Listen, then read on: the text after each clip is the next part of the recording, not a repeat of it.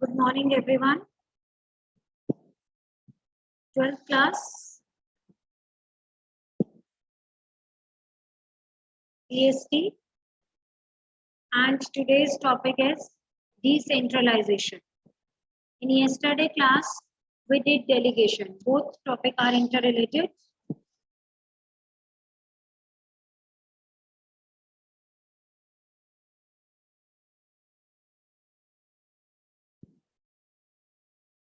Topic is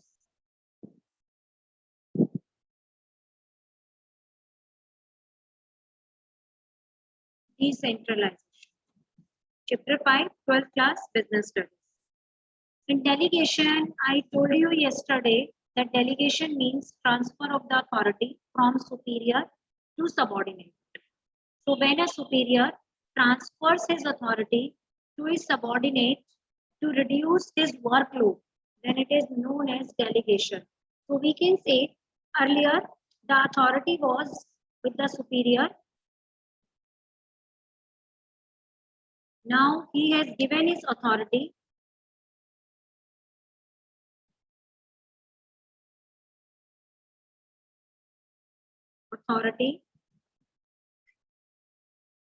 to his subordinate.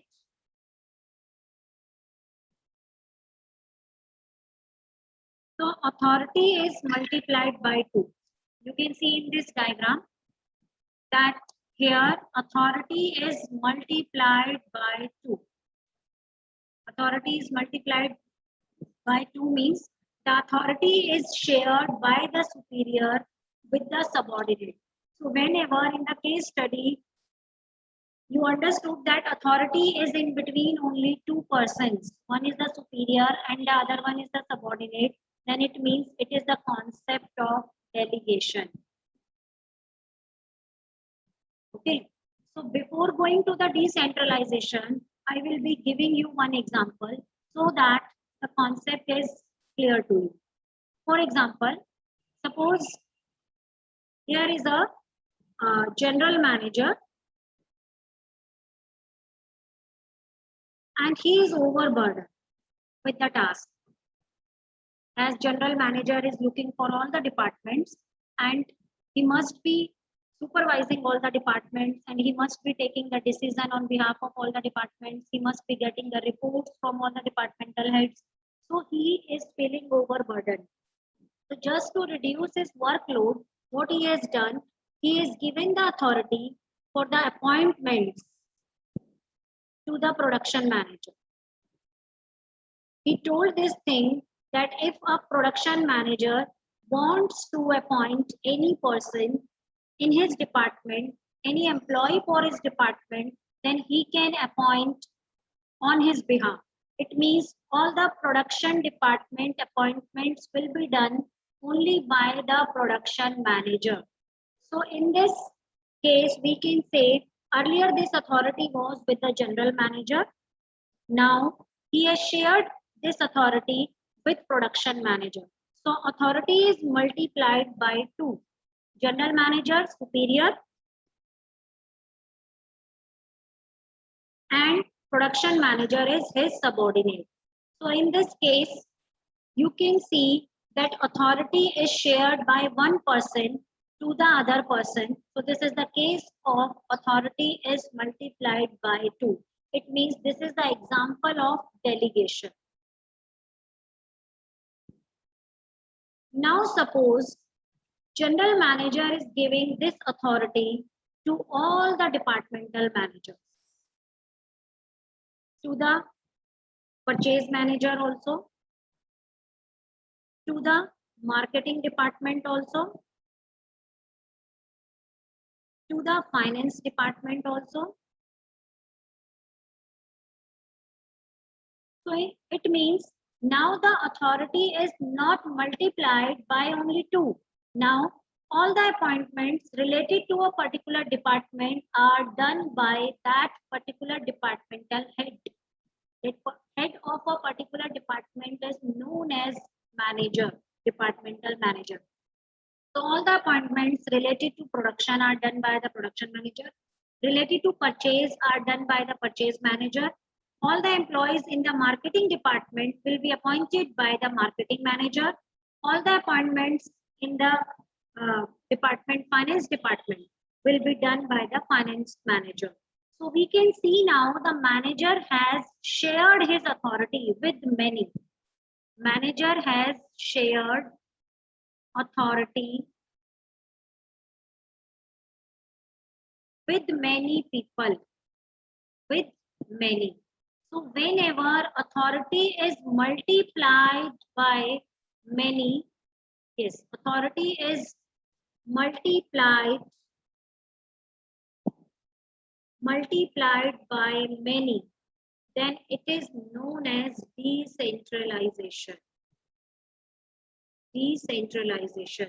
So when each and every person is having a right to take decisions, or we can say decision making power is shared with all the concerned person. The concerned manager is responsible for taking all the decisions in relation to his department.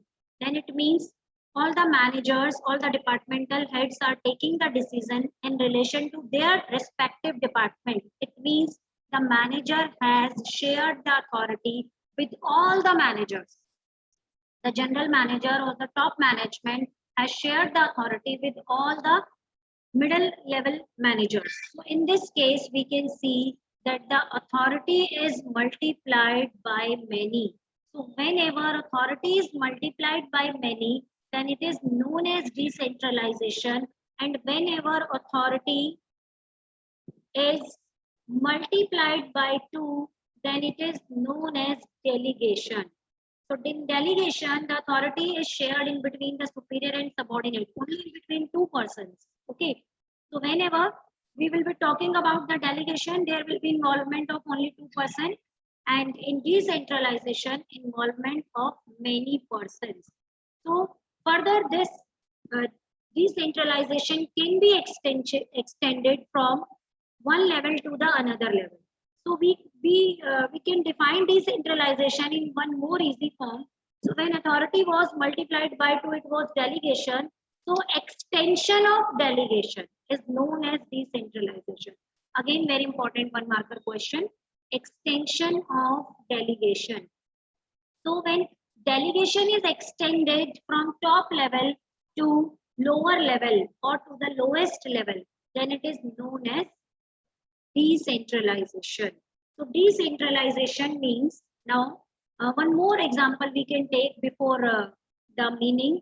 For example, now the appointment authority is given to all the managers. Now all the departmental managers are feeling overburdened because they have to take all the decisions about their department, and along with that they need to appoint the staff for their department. So after some time they started feeling overburdened. So to reduce their workload, the production manager has shared one authority with the production officer. Production officer. The authority is this: if any leave is to be sanctioned, then the production officer may sanction the leave of the production department employees. Earlier, all the leaves were sanctioned by the production manager only, but now if any employee needs a leave or holiday, then he will be approaching to the production officer. So in this manner, again the production manager has shared his authority with his subordinate. So again it is an example of delegation. But if similar type of authority is shared by each and every departmental head, then it will be the case of the decentralization. So decentralization means giving decision-making power to every concerned person. Decentralization means giving decision-making power to every concerned person. Concerned person means the person who is responsible to take the decision. So we can say in decentralization, one more important case study breaking word I am giving you. Decisions are taken at the point of action. Because sometime while solving the case study, there will be problem in identifying the concept. Either once it will be coming to your mind that the answer is delegation, then the very next moment you will be thinking, no, it's decentralization. So it may create confusion. So what whatever the important lines I am telling you, just mark those lines and underline in your book, or if you can write, then note down. So point of action. So decisions are taken at the point of actions, then it is known as decentralization. Point of action means where the decisions will be actually implemented. Only those persons are taking the decisions. For example, if the general manager has given the decision making authority to the production manager or to all the departmental managers that they can appoint the employees in their organization. Now think about that, who has to actually take the work from the employees. In production department, production manager has to take work. In finance department, finance manager has to take work. So they will be in a better position to select the best employee for their department. Instead, the employees are selected by the general manager. Why? Because actually they have to get the work done from the employees. So they will be able to select the best one. So that's why it is said that in decentralization, decisions are taken at the point of action. Point of action means wherever the action will be taken. So decentralization refers to the systematic dispersal of authority to the lower levels of the management. Means authority is not retained only at the top level. Authority is shared with all, whether it is top level, middle level, or lower level. All the levels are involved in the decision making. Each and every person is taking the decision. So whenever the authority is shared throughout all the levels, then it is known as decentralization. So in chapter 2 earlier, principles of fuel, one principle you have already studied, that is centralization and decentralization. So centralization means retention of the authority. Centralization means retention of the authority. Centralization means retention of authority only at the top level. It means all the decisions, whether they are of routine nature decision or the important or strategic decisions, are taken only by the top level. Middle level and lower level are just implementing or executing the decisions. They are never taking any decisions. So all the thinking work is done by the top level, and all the doing work, doing means just implementing the decisions, are done by the middle level and the lower level. So this is known as centralization.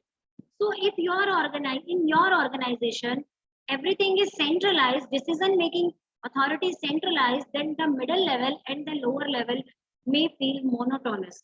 There will be lesser creativity and innovations in your organization. And employees work be told just the decisions, all the other employees will be told just the decisions, and they have to just implement it. So they will be not encouraged, they will not be motivated to implement the decisions. So they will feel bored. But every time they have to be rigid with the decisions taken by the top management. So this is the centralization. So decentralization means involving each and everyone in the decision making part, so that they think that they are important in the organization. So one more definition is given for decentralization. Write down, this is a quotation, that everything which goes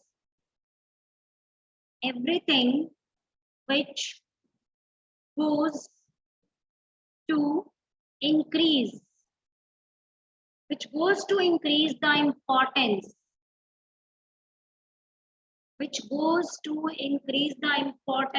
of subordinates,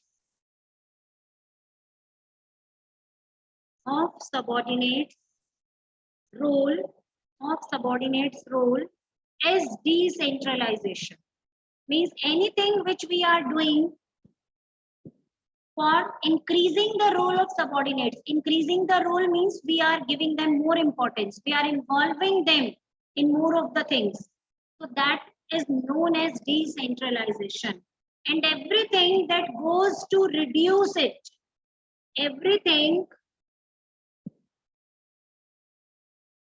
that goes to reduce it is centralization. So anything, any policy, anything with which the role of the employees in your organization is increased is decentralization. And if we are reduce the role of the employees, you have taken back all the authorities given to them. They are just responsible. They are not having authorities. So this is the case of the centralization. So for any organization, if I am asking you that an organization needs to be centralized or decentralized, then you cannot select only one. An organization needs to be both. There must be a balance in between the centralization and decentralization. In which manner it may create the balance? Like all the strategic decisions, important decisions must be centralized. Strategic decisions like launching of a new product, expansion of the business, opening of a new branch. So all these are the decisions, how to deal with the competitors, what will be our marketing strategy. All these decisions are the decisions which are related to the top management. These decisions can be better taken by the top management only. So all the strategic decisions means those decisions which may affect the overall working of the organization must be taken by the top management only. And all the departmental decisions, day-to-day decisions, regular decisions, or the decisions which are related to a particular department, that may be taken only by the concerned person, because he will be in a better position to take the decision about his department. So there must be a balance in between the centralization and decentralization. And each and every organization should try to attain this balance. So it has to make it clear in advance that what is to be centralized and what is to be decentralized. So when authority is delegated to various levels of organization, it is called decentralization. When authority is retained only at the top level, then it is known as centralization. So this is the quotation which I have told you. Everything which goes to increase in the importance of subordinates' roles is decentralization, and everything that goes to reduce it is centralization. Now the difference between delegation and decentralization, because it's very important, because the differentiation in between these two important concepts will make you able to identify the answer in the case study. Because in this chapter, two topics are little bit controversial, like first is the functional and divisional, and second is the delegation and decentralization. While doing the case study, you must be confused if your concept is not clear. So what is the difference? Nature. Delegation is compulsory. Compulsory means no organization can survive without delegation. Suppose you are the single proprietor or the sole proprietor and you have appointed a person for your help. So in that case, you have to you have to delegate your authority with him. So whether the business is on small scale or large scale, delegation is compulsory. But decentralization is not compulsory. It is optional, because it is if the organization is very small scale, then all the decisions can be taken by the proprietor or the owner only. But if it is on large scale, so it will be always beneficial if you are decentralizing your organization, but it is never mandatory. In large scale business also can follow the policy of centralization. So it is optional and delegation is compulsory. Freedom of action. In delegation, the superiors are ultimately having the responsibility. They are accountable. If I am sharing my authority with any one of you, it means I will be accountable. So you will be not free as much as you may. So in that case, I will be keeping a control on my subordinate, because ultimately I am the responsible. So I will be always interfering in the work of the subordinate. So there is a less freedom in the delegation. But in decentralization, there is less control or greater freedom, as when decentralization is there, then responsibility is also shared with the employees. So there is no more interference of the top management. So they are responsible for taking the decisions in relation to their departments. Then scope. The delegation is the narrow scope, as it is limited scope. Why? Because it is a relation in between two people only. One is the superior and the other one is the subordinate. But decentralization has a wider scope. Why? Because in decentralization, we are multiplying the authority with many, from top level to the lowest level. So it implies the extension of the authority or extension of the delegation. So, so we can say one more point you can add here. Which one cannot be done without the other? Like, for if we are doing the delegation, then decentralization is not necessary. It may be the policy of the organization that they will be following only the delegation, not the decentralization. So one more point you can add, necessity. This can be the one important point, necessity. So it means for delegation, decentralization is not necessary. But for decentralization, delegation is compulsory, because decentralization means extension of delegation. So we can go for the decentralization only when we have adopted delegation. So delegation is necessary for decentralization, but decentralization is not necessary for delegation. Yes, what is the main purpose behind delegation?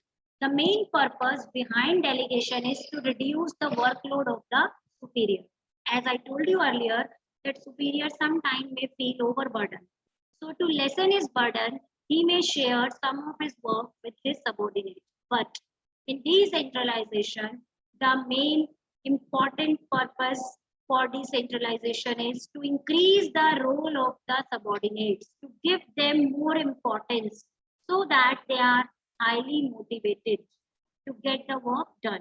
So here in decentralization, role of the subordinate is increased, and here role is not increased, as the subordinate is just doing the sum of the tasks of his superior, for which actually the superior is responsible, not the subordinate is responsible.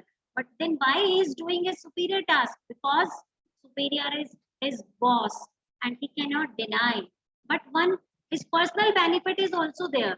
Once you are doing the task of your boss, it means you are getting skilled with that task, and in future you may be promoted for that particular task.